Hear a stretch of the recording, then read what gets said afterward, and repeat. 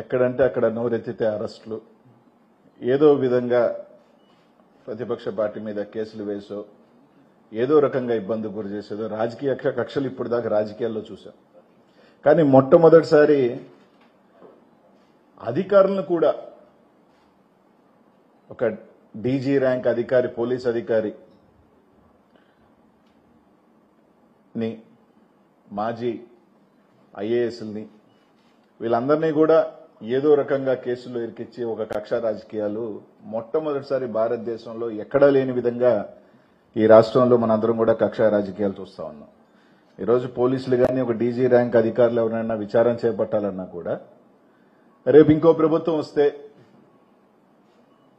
ఈ విధంగా కేసులు పెట్టచ్చు, ఈ విధంగా అధికారులు మనం భయభ్రాంతులు చేయొచ్చు, ఈ విధంగా అధికారులు మనం ఇది చేయొచ్చు అనే విధంగా హరాస్ చేయటం, ఐపీఎస్ ఐఏఎస్లు అనే తేడా లేకుండా ఈరోజు ఈ రాష్ట్రంలో మనందరం కూడా చూస్తా ఉన్నాం.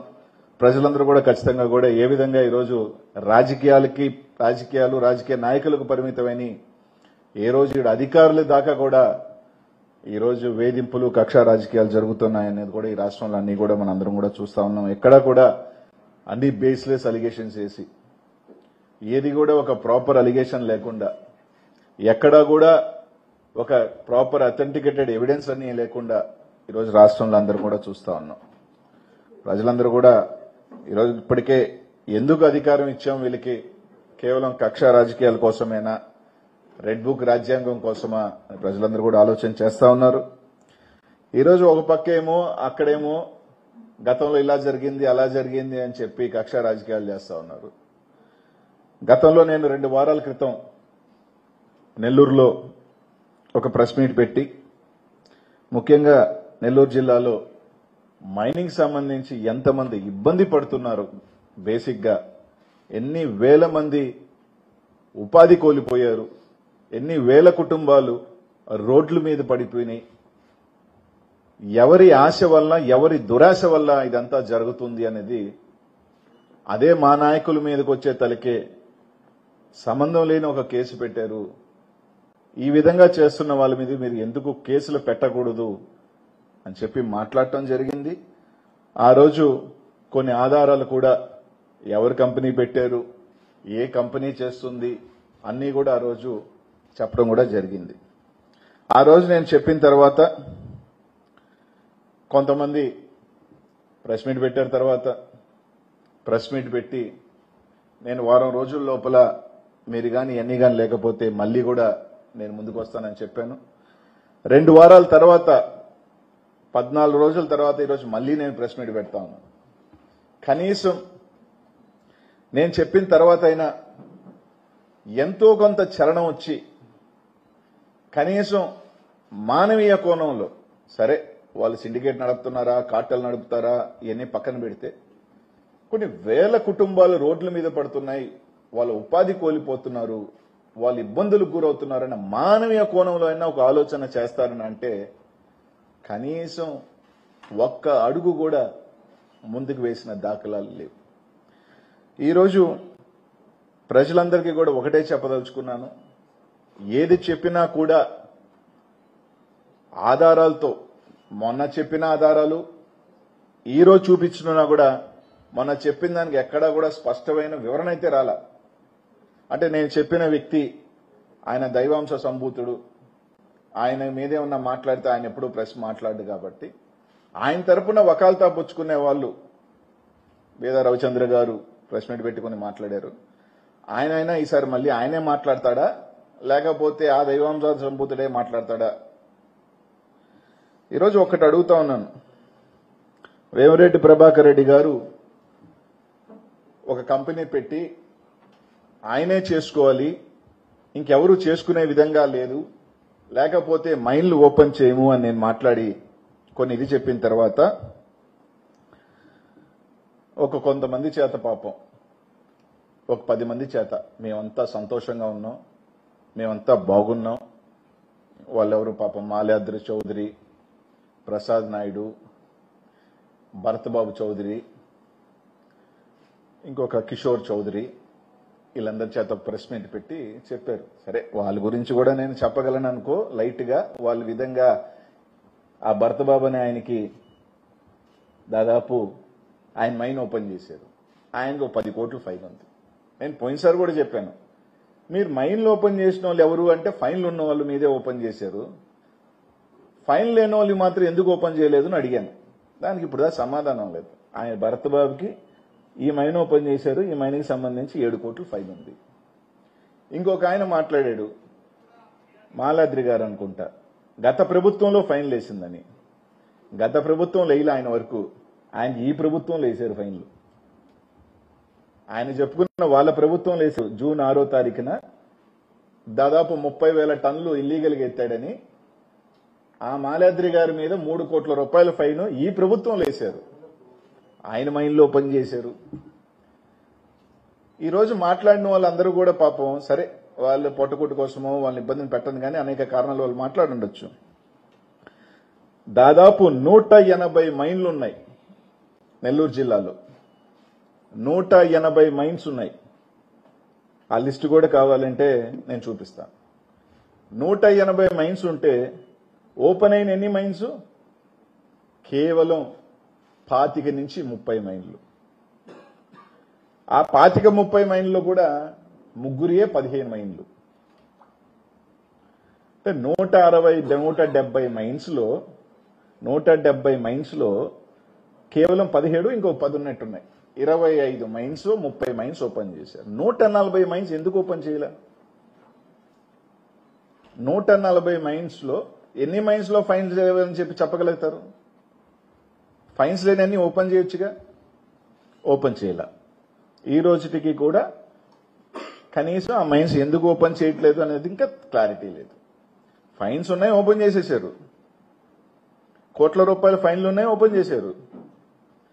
నేను పేర్లు చదివినప్పుడే అర్థమైంది వాళ్ళు మీకు ఎందుకు ఓపెన్ అయినాయి అని. 140 మైన్లు ఓపెన్ చేయాల. నేను అడేదిగా ఏంది అయ్యా, 140 మైన్లలో కనీసం మైన్కి 100 మంది చొప్పున పని చేస్తే, అంటే ఈ 140 మైన్లు యాక్టివ్గా 50% వేసుకుందాం, అంటే 70 మైన్లు యాక్టివ్గా ఉంటాయి. ఆ 70 మైన్లు కలా పని చేయకపోవచ్చు.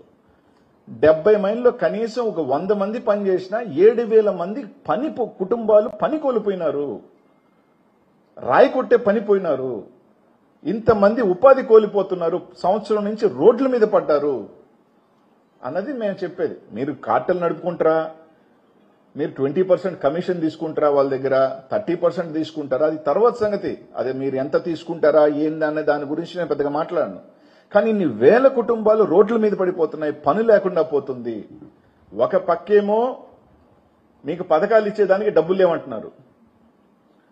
ఈరోజు చూశాను, చంద్రబాబు నాయుడు గారు స్టేట్మెంట్ ఇచ్చారు, ఏదైతే మహిళలకి 1,500 ఇస్తా ఉంటున్నారో నా దగ్గర డబ్బులు లేవు, మేము ఇయ్యలేమని చెప్పారు. ఈరోజు మీరు దాదాపు 400 నుంచి 500 కోట్ల రూపాయలు కేవలం ఇక్కడి నుంచే మీరు డబ్బులు కోల్పోతున్నారు. కారణం కనీసం అవన్నీ ఓపెన్ చేస్తే ఇంకో 10,000 టన్నులు పోతాయి. 10,000 టన్నులు అంటే ఒక 200 కోట్ల రూపాయలు అన్ని రకాల జీఎస్టీ రూపంలో కానీ అనేక రూపాయలు డబ్బులు వస్తాయి. అవి కలెక్ట్ చేయరు. ఈరోజు కేవలం ఒక వ్యక్తి దురాశ వల్ల, ఒక వ్యక్తే చెయ్యాలి అన్న ఒక ఆశ వల్ల ఇంతమంది బలైపోవటం వాస్తవం కాదా అని అడుగుతా ఉన్నా. మా రవిచంద్రాన్ని అడిగాడు, చెప్పాడు కంపెనీ పెట్టుకోవటం తప్పు. కంపెనీ పెట్టుకోవటం తప్పులేదు, కంపెనీ పెట్టుకోవటం తప్పులేదు. కానీ తనే చేయాలని ఇంకెవరూ చేయకూడదని ఈరోజు ఒక మాట అన్నారు. ఎక్స్పోర్టర్ లిస్ట్ది, ఎక్స్పోర్టర్స్ 260 మంది ఎక్స్పోర్టర్లు ఉన్నారబ్బా. 260 exporters of quads and feldspar ఉన్నారు. సరే నేను చెప్పేది, ఒకవేళ దాంట్లో 30% యాక్టివ్గా చేస్తున్నా కూడా ఒక 50 మంది ఉంటారుగా. ఈరోజు ఆ 50 మంది నుంచి ఎంతమంది అయ్యారు? ఒక్కరు. 50 మంది ఎక్స్పోర్టర్లు, 260. నేను అనేది ఒక 50 మంది అనుకుందాం కూడా. 50 మంది చేయాల్సిన ఎక్స్పోర్టర్స్ ఈరోజు ఎంతమంది అయ్యారు? ఒక్కరు. కేవలం ఒకే ఒక్కరు. ఆ ఒక్కరెవరు? దానికి అది తప్పు అంటున్నా నేను. అది తప్పు. అలా కాకుండా ఈరోజు మరీ దారుణం. సార్ నా మైన్ ఓపెన్ చేయండి అంటే మీ బయ్యర్ ఎవరు, చైనాలో బయ్యర్ డీటెయిల్స్ మాకు ఇవ్వండి, మీ చైనాలో బయ్యర్ డీటెయిల్స్ మాకు ఇస్తే మా ద్వారా పంపుకోవాలా. ఇవన్నీ జరుగుతున్నాయి, వాస్తవం కాదని అడుగుతా ఉన్నా. ఇవన్నీ నేను చెప్పేది కాదు, నేరుగా మీరు ఎవరైనా మైన్ ఓనర్లు అడిగినా ఇంతమంది మీ మైన్లు ఎందుకు ఓపెన్ అవ్వట్లేదన్నా కూడా చెప్తారు. 200 చిల్లర ఎక్స్పోర్టర్స్ నుంచి ఈరోజు కేవలం ఒకే ఒక ఎక్స్పోర్టర్ అయ్యాడు. ఈ విధంగా అసలు అసలు ఎందుకు ఇది జరుగుతుంది నాకు కూడా అనుమానం వచ్చింది. చాలా పెద్ద మనిషి, ఒక పెద్ద మనిషి 100 కోట్లు వస్తున్నాయి బయటంతా అని చెప్పుకుంటున్నారే, ఇంత దానికి ఎందుకు వచ్చాడబ్బా అనేది మీలాగే చాలా మందిలాగే నాకు కూడా ఒక అనుమానం ఉంది.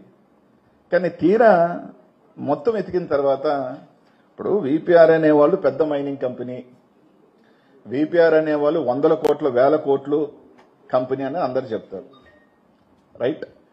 ఆయన పెట్టిన కంపెనీ ఏంటి? Exporting company.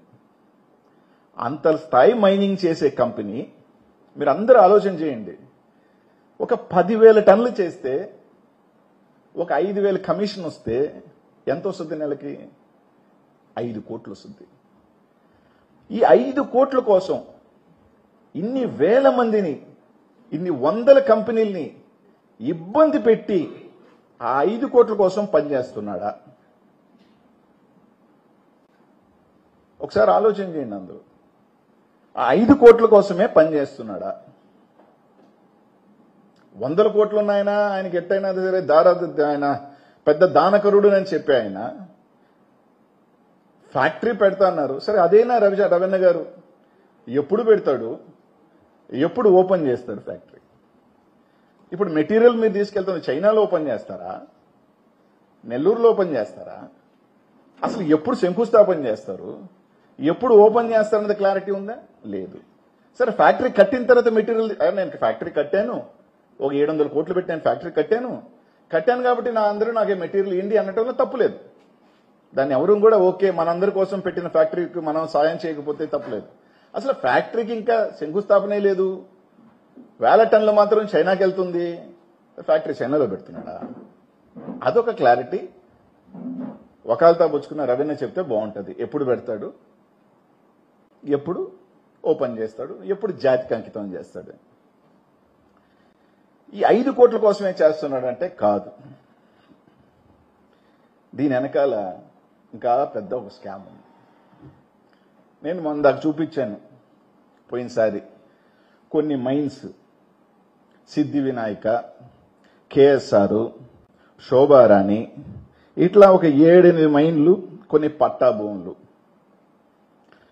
50 సంవత్సరాలు అయిపోయి పర్మిషన్లు ఇంకా ఇచ్చేదానికి అవకాశం లేకుండా ఏదైతే ఆక్షన్కి మళ్ళీ సెంట్రల్ గవర్నమెంట్ పిలవాల్సిన మైన్స్ ని ఆయన గుప్పిట్లో పెట్టుకొని, మనం చూపించాను డ్రోన్స్ తో, మీ అందరికీ కూడా వీడియో చూపించాను, అయ్యా జరుగుతుంది చూడండి అని. ఈ 10 మైన్స్ లో మీరందరూ కూడా చాలా మంది ప్రెస్ వాళ్ళు ఆ మైన్ దగ్గరికి వెళ్ళుంటే ఏ విధంగా ఒక రౌడీ మోకా ఉన్నారో మీరందరూ కూడా చూసుంటారు, వెళ్ళుంటారు. ఈ 10 మైన్స్ లో ఉదాహరణకి తన కంట్రోల్లో ఇల్లీగల్ గా పెట్టుకొని ఒక 10,000 టన్నులు అనుకుందాం, ఎక్కువే తీయొచ్చు కానీ ఒక 10,000 టన్నులు అనుకుందాం మనం. 10,000 టన్నులు తీసిన ఈరోజు మార్కెట్లో ప్రెస్ వాళ్ళు రకరకాల, ఒక 50,000 చెప్తున్నారు, ఒక 1,00,000 చెప్తున్నారు. ఎంత సరే నేను అనేది అన్ని ఒక 25,000 వేసుకుందాం మనం. 10,000 టన్నులు 25,000 అంటే ఎంత వస్తుంది? 25 కోట్లు. 10 నెలలకి 250 కోట్లు, 4 సంవత్సరాలకి 1000 కోట్లు. ఖర్చు ఎంత? మహా అంటే 4 హిటాచీలు, 10 టిప్పర్లు. అవి కూడా సైదాపురంలో ఫోటోలు ఉన్నాయి. కానీ కోల్ బొగ్గు గనుల్లో వాడుతున్న టిప్పర్లు తిరుగుతున్నాయి సైదాపురంలో కొత్తవి. సైదాపురంలో మీరెలా తీసుకోవచ్చు, మామూలుగా 200s వాడతారు హిటాచీలు, 300లు అంటే ఎక్కువ లోడ్ ఎత్తేదానికి ఎక్కువ లోడ్ తీసే హిటాచీలు దిగున్నాయి. మైనులు లేవు, కానీ ఈ మిషనరీ ఎందుకు? నీకు మైనే లేనప్పుడు ఇంత పెద్ద మిషనరీస్ ఎందుకు దిగున్నాయి? అంటే 1000 కోట్ల రూపాయలు మీ పెట్టుబడి ఎంత? మహా అంటే 5 కోట్ల రూపాయల పెట్టుబడి. ఆయన 5 కోట్ల రూపాయలకి ఇంతమందిని ఇబ్బంది పెట్టి, ఒక కంపెనీ పెట్టి, ఇన్ని వేల మందిని, ఇంత మైన్ ఓనర్ని, ఇంతమంది ఎక్స్పోర్టర్ని, ఇన్ని వేల మంది జనాలు ఇబ్బంది పడుతూ 5 కోట్ల కోసం పెడుతున్న వ్యక్తి 5 కోట్లతో 1000 కోట్ల రూపాయలు ఆయనకేమన్నా చేదంటారా? ఉదాహరణకి జార్ఖండ్ ఆ ఏరియాలో పనిచేస్తున్నారని చెప్తున్నారు. సరే, నాకు తెలియదు అనుకోండి, బట్ రఫ్గా వేసుకున్నాం. నాకు తెలిసి ఒక 40 లక్షల టన్నులు తీసుకుని ఉంటాడేమో, ఎందుకంటే ఆయన రైజింగ్ కాంట్రాక్ట్ అని అంటారు. 40 లక్షల టన్నులు తీస్తుంటాడు అనుకుందాం అన్న. సరే, 40 కూడా కాదన్నా, అంచనాకు మించి చెప్తున్నాను, 1 కోటి టన్నులు తీసాడు అనుకుందాం నెలకి. మహా అంటే ఒక 20 రూపాయల ఆదాయం వస్తుంది. దట్ ఈస్ మ్యాక్సిమం, అంతకన్నా ఎక్కువ రాదు. ఎంత? 20 కోట్లు. దానికి పెట్టుబడి ఎంత? కనీసం ఒక 400 కోట్ల రూపాయల మిషనరీ నువ్వు అక్కడ డంప్ చేసి ఒక 1000 మంది రాత్రింబొగులు పనిచేస్తే ఆ ఆదాయం అప్పుడు వస్తుంది. ఇక్కడ కేవలం ఒక 5 కోట్ల రూపాయలతో. సరే, ఇవన్నీ నేను చెప్పింది అబద్ధమే అనుకుందాం. అనిల్ కుమార్ యాదవ్ ఒక వేస్లెస్ అలిగేషన్ తీసుకొచ్చాడు. ఈ మైన్స్ అన్ని ఆయనకి సంబంధించినవి కాదు, ఆయనకి సంబంధమే లేదు, ఆయనకి దీంట్లో ప్రమేయమే లేదు, ఆయన సత్యహరిశ్చంద్రుడు, ఆయన ఉత్తముడు. అనిల్ కుమార్ యాదవ్ ఒక వేస్లెస్ అలిగేషన్సే చేస్తున్నాడు అని కూడా అనుకుందాం. నేను ఆయన ఎంపీ గారుగా ఉన్నారు, ఆయన వకాలతా పుచ్చుకున్న రవిచంద్ర గారు ఎమ్మెల్సీగా ఉన్నారు. అన్న, ఇవన్నీ 50 సంవత్సరాలు దాటిన మైన్స్, గవర్నమెంట్ హ్యాండ్ ఓవర్ చేసుకోవాల్సిన భూములు. మీరు అనుకుంటే వారం రోజుల లోపల దానికి సర్వే కట్టి ఆ భూముల్లో ఇది గవర్నమెంట్ ల్యాండ్ అని చెప్పి మీరు బోర్డు పెట్టచ్చు. మీ కాదు, ఆయనకి ప్రమేయం లేదు. సిద్ధి వినాయక్ అయితే గవర్నమెంట్ హ్యాండ్ ఓవర్ చేసి లెటర్ కూడా ఇచ్చేశారు. మీ కాదు, ఈ భూములు మాకు సంబంధం లేదు అనుకుంటే ఇంకొక 2 వారాలు టైం తీసుకొనైనా అక్కడ బోర్డు పెట్టించండి. సుప్రీంకోర్టు మన శుక్రవారం ఒక ఆర్డర్ ఇచ్చింది. పాపం, ఏ భూముల్లో అయినా ఇల్లీగల్ జరిగి ఉంటే, మైన్ పర్మిషన్, ఎన్విరాన్మెంటల్ ఈసీ లేకుండా ఏ రకమైన ఇల్లీగల్ మైనింగ్ జరుగుంటే వాటికి ఇంక ఎప్పుడుకి పర్మిషన్ ఇవ్వరాదు మైన్లకి. అది పట్టా భూమైనా సరే, పాతమైనా సరే. నిన్న శుక్రవారం సుప్రీంకోర్టు ఒక డైరెక్షన్ ఇచ్చింది. 50 years అయిపోయినాయి, ఈసీలు లేవు, ఏమీ లేవు, ఫైన్లు వేస్తున్నారు, అన్నీ వేస్తున్నారు. ఆ భూములు కలెక్టర్ గారికి ఒక్క మాట ఫోన్ కొట్టి డీడీని గారిని పిలిచి అవన్నీ ఎన్ఓసి తీసుకుని బోర్డు పెట్టేయండి. రైట్, మీ కాదని నేను ఒప్పుకుంటా. ఆ విషయంలో, ఎక్స్పోర్ట్ విషయంలో కాకపోయినా ఆ భూముల విషయంలో మీకు ప్రమేయం లేదు, నేను చెప్పింది తప్పు అలిగేషన్ అని చెప్పి నేను వెనక్కి తీసుకొని ఆ విషయంలో ప్రభాకర్ రెడ్డి గారికి నేను క్షమాపణ చెప్తా. మీరు బోర్డు పెట్టించండి, గవర్నమెంట్ హ్యాండ్ ఓవర్ చేసుకోండి. మీకు సంబంధం లేదు, మీ చిత్తశుద్ధి ఉంటే.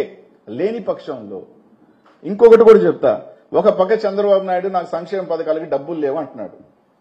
ఎక్కడా నాకు డబ్బులు లేవు, స్త్రీనిధి అది ఇవ్వలేనంటున్నాడు, తర్వాత అమ్మకు వందనం అది లేనంటున్నాడు, డబ్బులు లేవని మీరు అంటున్నారు.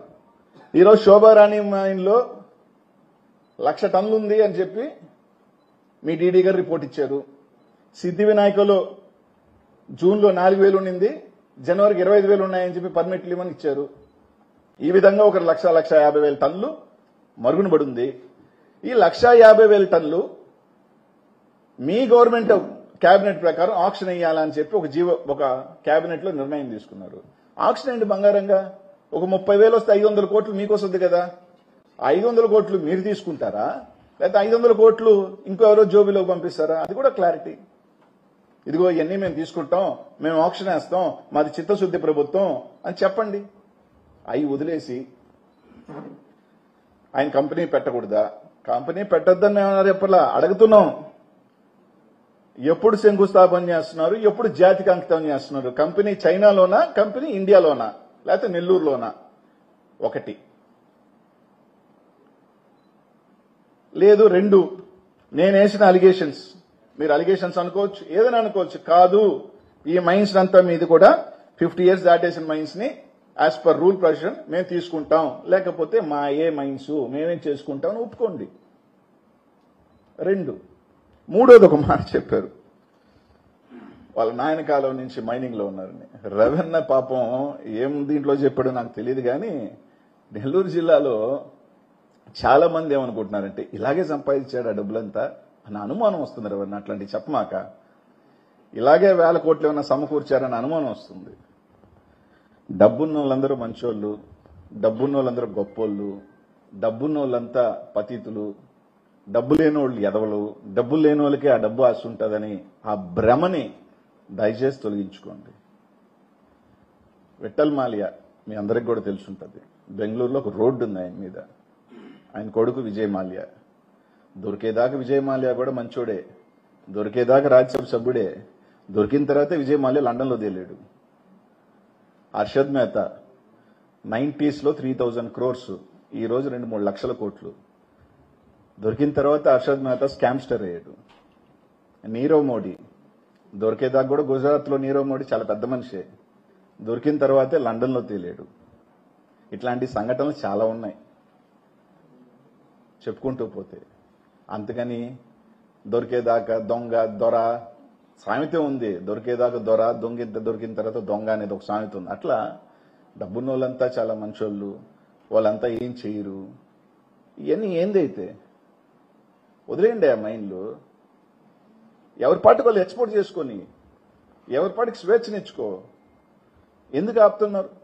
సైదాపురంకి నేను కాదు, మీరు అందరూ వెళ్ళండి. ఎడారైపోయినట్టుందా లేదో చూసుకోండి. నిజంగా ఎంతమంది గోస్ట్ ఇది, ఎంతమంది ఆర్తనాదం. ఎండిఎల్ పాపం, ఆ ఫోటో కూడా చూపిస్తాను. పాపం 400 MDLs ఉన్నాయి. అందరు ₹1,00,000 కట్టుకున్న వాళ్ళు. మీరు ఓపెన్ చేసినవన్నీ 30. ఆ 30 కూడా ఎవరి? 20 మంది ఫైన్లు ఉన్న వాళ్ళే. 400 MDLs చిన్నోళ్ళు, ఏదో మైండ్లోంచి తోలుకొని బతికే వాళ్ళు. వాళ్ళ కడుపు కూడా కట్టాలా? వాళ్ళ మీద ఓ 1,00,000 2 లక్షలు ఫైన్లు వేశారు. అది కూడా కొలతలు లేకుండానో లేకపోతే ఫైన్లు వేశారు. ఏదో నామినల్ గా కట్టుకొని కోట్లున్నోళ్ళని మాత్రం వదిలేసి మైనింగ్ చేయిస్తూ 400 మంది. ఆ ఫోటోది, MDL ఫోటోది. పాపం సంవత్సరం నుంచి వాళ్ళు తోలుకున్న రాయ వర్షానికి ఎండకి పనికి రాకుండా పోతా ఉంది. ఆ రాయ. ఒక్కొక్కరికి 50 లక్షలు ₹1,00,000 పెట్టి కొనుక్కొని ఉంటారు ఆ రాయ ఎవరో దగ్గర. 8,000 10,000 చెప్పున ఒక 1000 టన్నులు అంటే 80 లక్షలు ₹1,00,000. ఎంతమంది? పాపం 300 మంది. వాళ్ళందరినీ పిలిపించుకొని ఏదో ఫైన్లు ఉన్నాయి కట్టేయించుకొని వాళ్ళ పాటికోళ్ళు వదిలేస్తే ఆ 200-300 మంది బాగుపడతారుగా? లే, 30 MDL ఓపెన్ చేశారు. 400 MDLలో 160 మైన్లు ఉంటే 25 మైన్లు ఓపెన్ చేశారు. ఏదన్నా చెప్తే అనిల్ కుమార్ యాదవ్ ఏదో పాత, ఆయనకి నాకు పాతే ఉండొచ్చయ్యా, ఆయనకి నాకు పాతే ఉండి కూడా ఉండొచ్చు. ఉన్నంత మాత్రాన ఇవన్నీ నేను చెప్పకూడదా? అంటే డబ్బులున్నోళ్ళు కాబట్టి వాళ్ళ మీద ఎవరు ఏం మాట్లాడకూడదా? వాళ్ళందరూ కూడా పెద్ద మనుషులు అయిపోతారా? ఒకటే నేను అడుగుతున్నా రవిచంద్ర గారిని. ఈరోజు నెల్లూరు జిల్లాలో ఏదో వేగ్గానో నేను కేవలం కొన్ని వేల మంది ఇబ్బంది పడుతున్నారు. నేను ప్రెస్ మీట్ పెట్టిన తర్వాత కొంతమందిని పిలిపించుకున్నారు, మాట్లాడుకున్నారు. అదేందో నాకు తెలియక అడుగుతా. ఈ మైనోళ్ళంట వీళ్ళ కంపెనీకి చేయాలంట. ఈ ఎక్స్పోర్టర్ పాపం చైనాలోనో దుబాయ్లోనో లేకపోతే ఇంకో దగ్గర కంపెనీ పెట్టుకోవాలంట. నేను ఈ కంపెనీకి చేస్తే ఈ కంపెనీ వాళ్ళు దుబాయ్ కంపెనీకి చేస్తే అట్టు అమ్ముకోండి అంట. డైరెక్ట్ ఈడీ కేసు అది. నేను ఫినీకి చేసి ఫినీ వాళ్ళు దుబాయ్ కంపెనీకో చైనా కంపెనీకి చేస్తే వాళ్ళు డైరెక్ట్ ఎక్స్పోర్టర్కి అమ్ముకోవాలంట. డైరెక్ట్ ఈడీ కేసు అది. ఇది నేను కాదు, మీరెవరైనా ఒక మైన్ అవతారం ఎత్తుకొని పోండి. నేను చెప్పిన దాంట్లో ఒక్కటైనా అక్షరం తప్పైనా నేను క్షమాపణ చెప్తా. ఈ రోజు కూడా చెప్తున్నా, ఈ మైన్లు మాయ కాదు అని అంటే మీరు సీజ్ చేయించి మీరు బోర్డులు పెట్టిస్తే మళ్ళీ ఇదే ప్రెస్ పెట్టి రవిచంద్ర గారు ఇదే ప్రెస్ పెట్టి మీ ఎంపీ గారికి ఆ దైవాంశ సంభూతుడికి క్షమాపణ చెప్తా.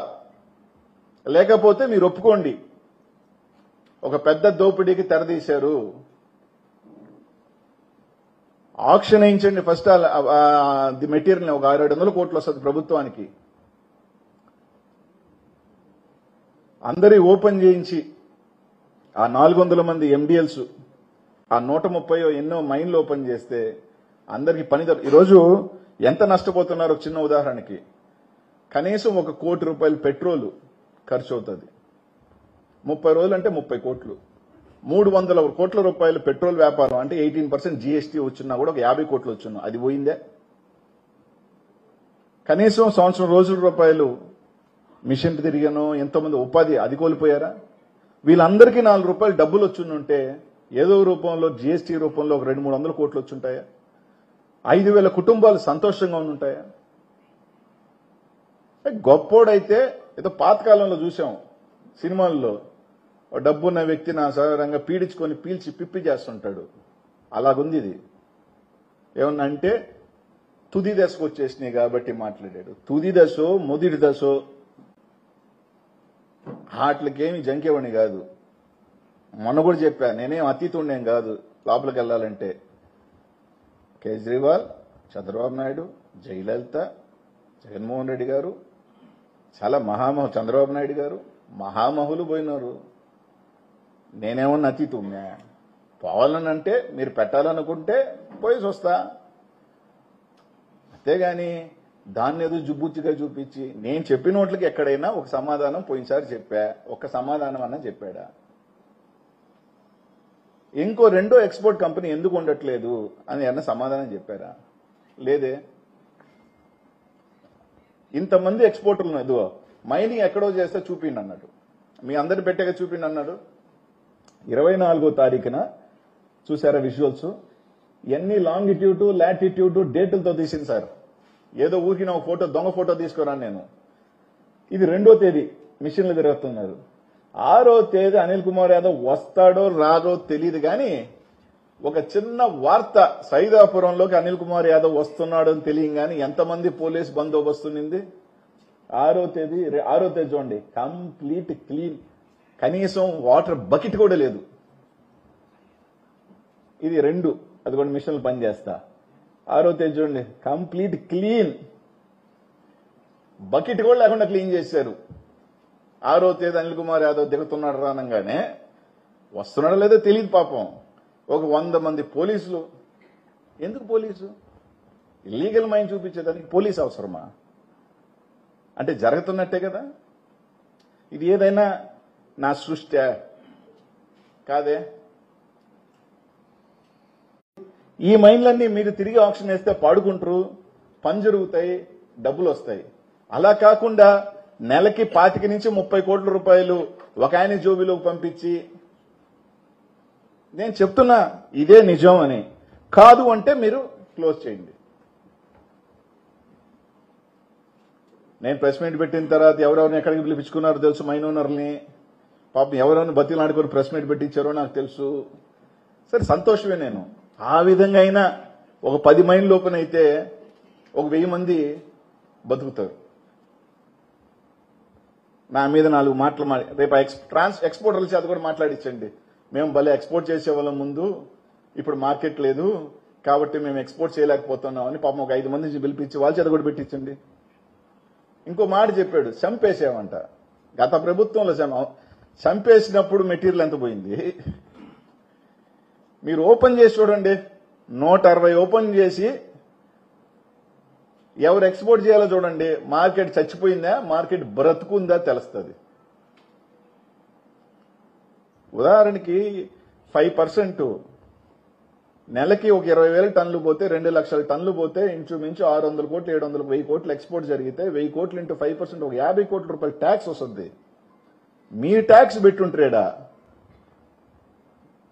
పుష్ప ట్యాక్స్, ఆయన ఎర్రచందనం ఎడక్వాడ్స్. అదే మమ్మల్ని అంటారు డైరెక్ట్ ఎర్రచందనం ఆడిపోతుంది ఆ సినిమాలో, ఏడబోతుంది. నేనేమన్నా తప్పు మాట్లాడానా? అయ్యా, పెద్దోళ్ళని కాబట్టి అనకూడదు, డబ్బున్నోళ్ళు అనకూడదు. 4 దైవ కార్యక్రమాలు చేశారు, 4 ఇది చేసినంత మాత్రాన్ని మంచోళ్ళు గారు. వాళ్ళందరూ మంచోళ్ళే, కానీ వాళ్ళందరూ 100% మంచోళ్ళు అంటే మంచోళ్ళు కాదు. తప్పు చేస్తే తప్పే, ఎవరైనా తప్పును తప్పే చెప్తున్నా. ఇందా నేను చెప్పిన పేర్లన్నీ ఉన్నాయి కదా, ఒక 50 పేర్లు చెప్పేవాడిని, కానీ ఈ ముగ్గురు అంటే 4 ప్రపంచం అంతా తెలుసు కాబట్టి 4 పేర్లు చెప్పా.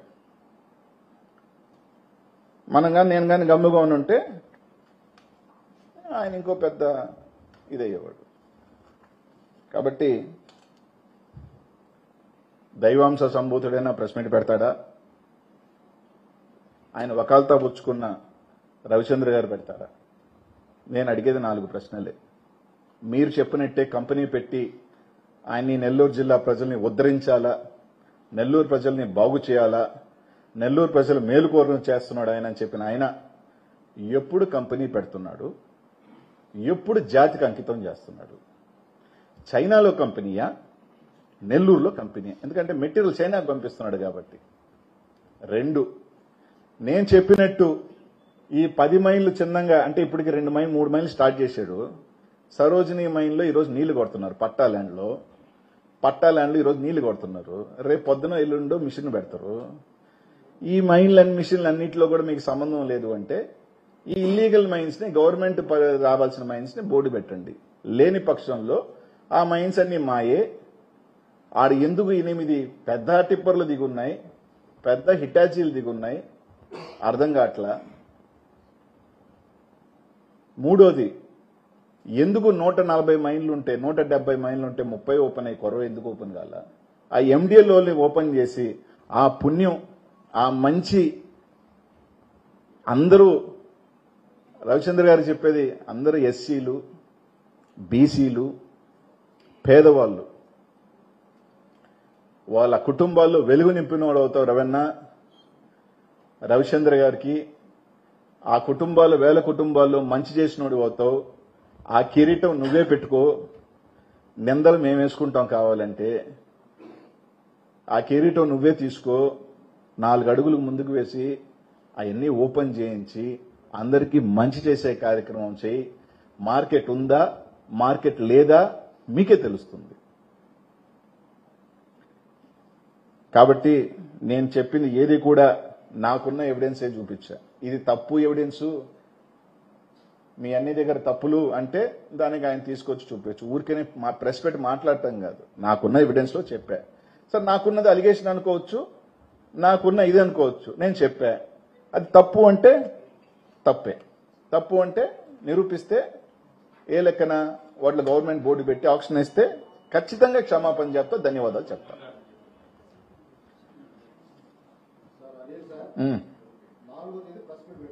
అవును,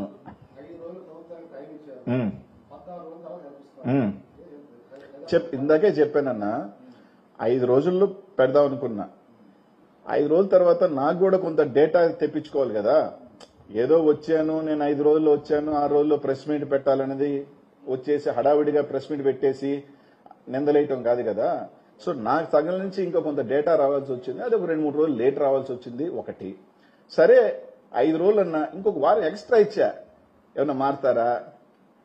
ఇప్పుడు ఆర్డీఓ గారికి పోయి ఒక రిప్రజెంటేషన్ ఇచ్చాం 10 రోజుల క్రితం. ఏమని?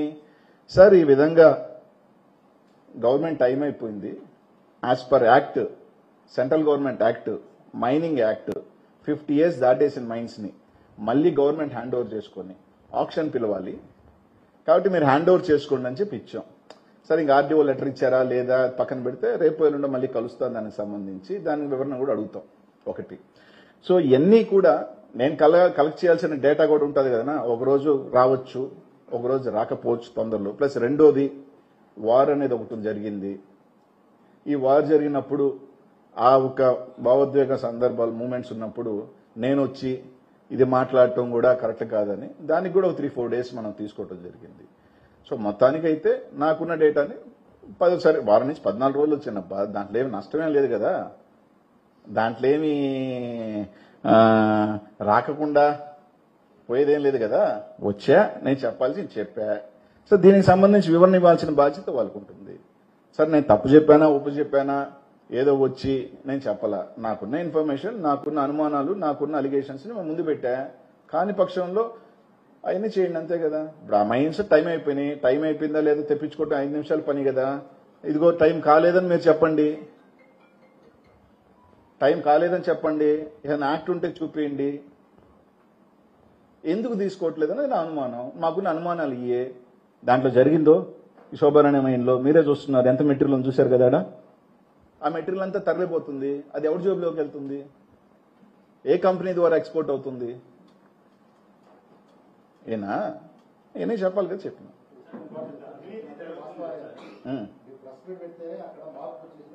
నేను మార్పు వచ్చింది చెప్పలా. అక్కడ వరకు వెళ్ళారు, ఒక 5 మంది 6 మందిని మాత్రం పిలిపించుకొని కొంత చలనం వచ్చిన, పూర్తిగా ఏం రాలా, కొంత అంతే.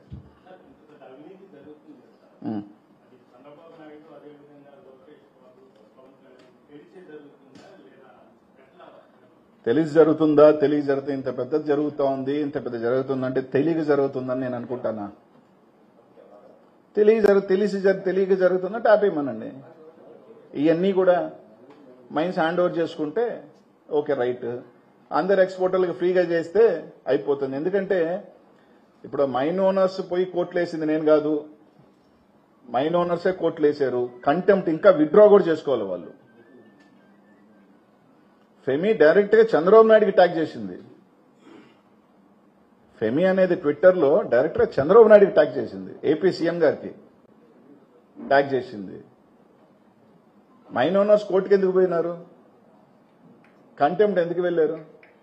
వాళ్ళు ఇబ్బందులు పడుతుంటేనే కదా, ఇబ్బందులు పడకపోతే కాదు కదా.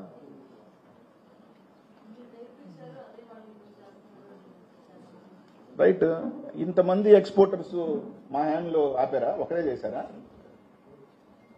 ఇంతమంది ఎక్స్పోర్టర్స్ లాస్ట్ గవర్నమెంట్ లో జరిగిన మాట వాస్తవమే కదా. ఈ రోజు పోయిన గవర్నమెంట్ ఒకరు చేశారా? పోయిన మైన్స్ లో ఇన్ని మైన్స్ క్లోజ్ చేశారా?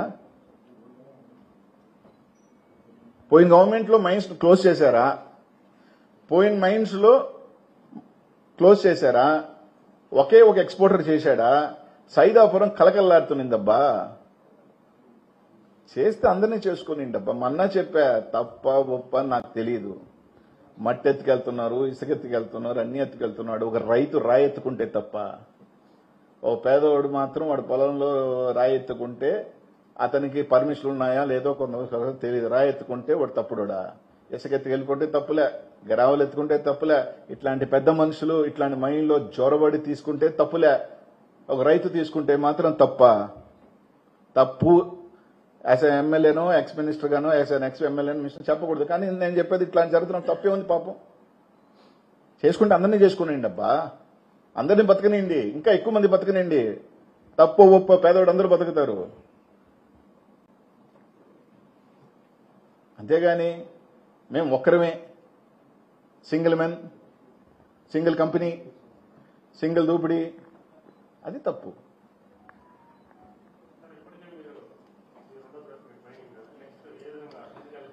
ఖచ్చితంగా ఇప్పటికే చాలా ఓట్ల మీద ఎన్జిటీస్ లో వేస్తున్నారు, కోర్టులో వేస్తున్నారు. ఇక్కడితో ఏం ఆగల.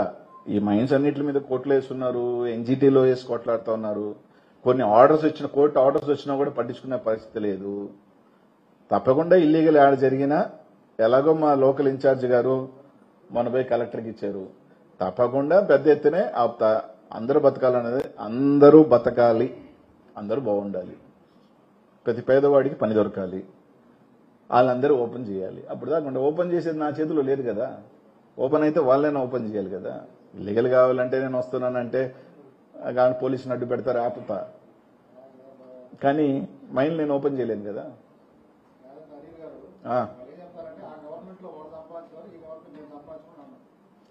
ఇప్పుడు ఆ గవర్నమెంట్ లో ఈ గవర్నమెంట్ లో కదబ్బా, ఇందాకే చెప్పా. అవునబ్బా, ఆ గవర్నమెంట్ లో వాళ్ళు సంపాదించుకున్నారు, వీళ్ళు సంపాదించుకున్నారు అంటున్నారే. ఏంది వాళ్ళు సంపాదించుకున్నారు, వీళ్ళు సంపాదించుకున్నారు? ఇదే మైన్ ఓనర్లే ఉన్నారు. ఇప్పుడు వేరే మైన్ ఓనర్లు ఉన్నారా అని అడుగుతున్నా. లేరు కదా. అదే మైన్ ఓనర్లు వాళ్ళు స్వేచ్ఛ లేకుండా మాకే ఇవ్వాలని ఉన్న మైన్ ఓనర్లు గత గవర్నమెంట్ లో మాట్లాడారని అడగండి. మీరు పోయి ఒక్క మైన్ ఓనర్నైనా మాట్లాడండి. ఎక్స్పోర్టర్లు ఎవరు ఉండకూడదు, ఒకే ఎక్స్పోర్టర్ ఉండాలనే ఉన్న పోయినసారి ఒక కంపెనీ పెట్టుకున్నారా? లేదే. ఎవరి పార్టీ వాళ్ళు చేసుకున్నారు, ఎవరు స్వేచ్ఛగా చేసుకున్నారు, అందరూ చేసుకున్నారు. దీంట్లో ఎవరైనా ఆ రోజు ఎవరైనా చేసుకున్న వాళ్ళు ఇది వైసీపీ, ఇది తెలుగుదేశం పార్టీ, ఇది వైసీపీ పార్టీ కాబట్టి, తెలుగుదేశం పార్టీ కాబట్టి మీ మైన్ ఓపెన్ చేసుకోని చెప్పారా? హైయెస్ట్ ఎక్స్పోర్టర్ ఎవరు? ఆ గవర్నమెంట్ లో ఈ గవర్నమెంట్ లో ఆయన ఏ పార్టీ? తెలుగుదేశం పార్టీ కాదా? మీరు టాప్ 10 ఎక్స్పోర్టర్స్ లాస్ట్ గవర్నమెంట్ లో తీసుకోండి, వాళ్ళు ఏ పార్టీయో చూడండి. వాళ్ళు తెలుగుదేశం పార్టీయా కాదా కనుక్కోండి. మీరు చెప్తున్న కృష్ణరాజు గారు కానీ, గిరీర్ కానీ, ఇట్లాంటి వాళ్ళందరూ ఇప్పుడు చేస్తున్నారు, అప్పుడు చేసుకున్న వాళ్ళందరూ ఏ పార్టీ?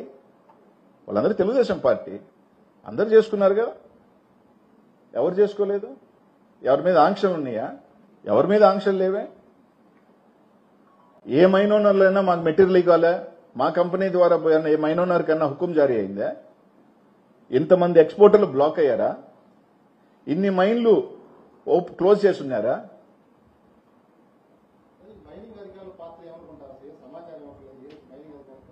అది మీరు తెలియాలి, మీరే కదా పోతా ఉన్నారు. మిమ్మల్ని అసలు కనీసం మనిషిగా కూడా చూస్తున్నట్లేడు, పాప మాట తిడుతున్నాడు ఆ డీడీ గారు. కాదన్నా చెప్తున్నా, యాజ్ అ ప్రెస్ వాళ్ళు మీరు పోతే ఆయన అసలు ఫస్ట్ ఆఫ్ ఆల్ దారుణం ఏంటంటే, ఇంత జరుగుతుంటే రెగ్యులర్ డీడీ కాదు ఆయన. తిరుపతిలో 3 రోజులు, నెల్లూరులో 2 రోజులు. ఒక మహిళ పోయి రిప్రజెంటేషన్ ఇస్తే పోయి ధర్నా చేసుకోమని చెప్పాడు ఆయన. రవిచంద్ర గారు, ఒక బీసీ మహిళ ఎక్స్ జెడ్పీటీసీ వైస్ చైర్మన్ పోయి ఒక మీ ప్రభుత్వంలో ఒక అధికారి దగ్గరికి వెళ్లి ఇలా జరుగుతుందంటే పోయి ధర్నా చేసుకోమని చెప్పాడు. అసలు మీకు చిత్తశుద్ధి ఉంటే మీకు బీసీల పట్ల గానీ లేకపోతే ఒకరు పోయి రిప్రజెంటేషన్ ఇస్తే స్పందించి అధికారులు ఇమీడియట్ గా మీరు సస్పెండ్ అన్నా చేయాలా, ట్రాన్స్ఫర్ అన్నా చేయాలా? అట్లాంటి అధికారులు పెట్టుకుని మీరు పరిపాలన చేస్తున్నారు. ఇది నేను కాదు, మీడియాలో అంతా వచ్చింది.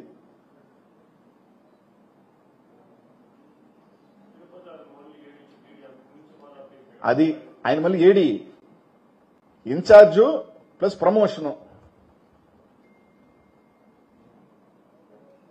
ఇంకేమైనా ఉన్నాయన్నా? ఏం పర్లా, నేనేం వెనక్కి బరిగిత్తేవాడిని కాదు. నిదానంగా ఏదైనా తుది దేశో చివరి దేశో అన్నిటికీ సమాధానం చెప్పి పోయేవాడిని, అంతేగాని లేచి వెళ్ళిపోయేవాడిని కాదు. బాధ ఏంటంటే